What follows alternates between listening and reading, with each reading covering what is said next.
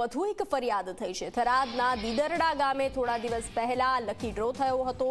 નકળંક ગૌસેવા ટ્રસ્ટના નામે લકી ડ્રોનું આયોજન કરવામાં આવ્યું હતું। લકી ડ્રોના આયોજક સુરેશ ચૌધરી સામે કાર્યવાહી કરવામાં આવી છે। થરાદ પોલીસે પોતે ફરિયાદી બની ગુનો દાખલ કર્યો છે। થરાદ પોલીસ પોતે ફરિયાદી બની અગાઉ પણ લકી ડ્રોના આયોજકો સામે 2 ફરિયાદો દાખલ કરી તપાસ ચલાવી રહ્યું છે। પરંતુ બનાસકાંઠા જિલ્લાના અનેક ગામોમાં આજે પણ ખુલ્લેઆમ લકી ડ્રોની ટિકિટો વેચાઈ રહી છે। ત્યારે સ્થાનિકોની માંગ છે કે પોલીસ આવા ઠગ આયોજકો સામે કડક કાર્યવાહી કરે। વધુ વિગતો સાથે સંવાદદાતા અલ્કેશ જોડાઈ ચૂક્યા છે। જે અલ્કેશ, આ લકી ડ્રોને લઈ અને કાર્યવાહી કરવામાં આવી પરંતુ હજુ સુધરવાનું નામ નથી લઈ રહ્યા। બનાસકાંઠામાં લકી ડ્રોના આયોજકો સામે વધુ એક ફરિયાદ નોંધાઈ છે।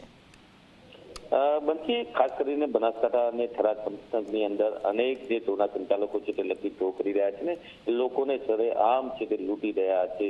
જોકે અનેક લોકો છે તે આ લકી ડ્રોમાં પોતાના દાગીના વેચીને પણ ટિકિટો ખરીદી રહ્યા છે ને તેઓનો ફાયદો છે અત્યારે ઠગ ટોળકી ઉપાડી રહી છે, જેને લઈને પોલીસે અગાઉ 2 ફરિયાદો કરી હતી। સંચાલકો સામે ફરિયાદો થઈ હતી અને થરાદ પોલીસે વધુ એક આયોજક સામે ફરિયાદ દાખલ કરી છે। મહત્વની વાત છે કે થરાદના દીદરડા ગામે થોડા દિવસ પહેલા ગાયોના નામે લકી ડ્રોનું આયોજન કરાયું હતું ને દીદા ગામમાં નકળમ ગૌશાળા ટ્રસ્ટ છે તેના નામે આ લકી ડ્રો યોજાયો હતો।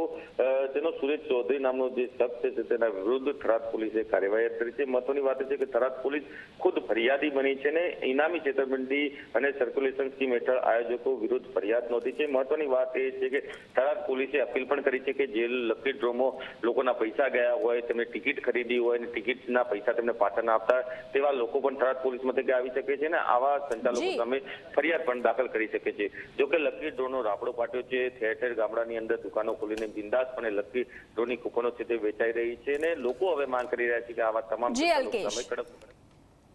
અલ્કેશ જાણકારી સાથે જોડાવા બદલ આભાર।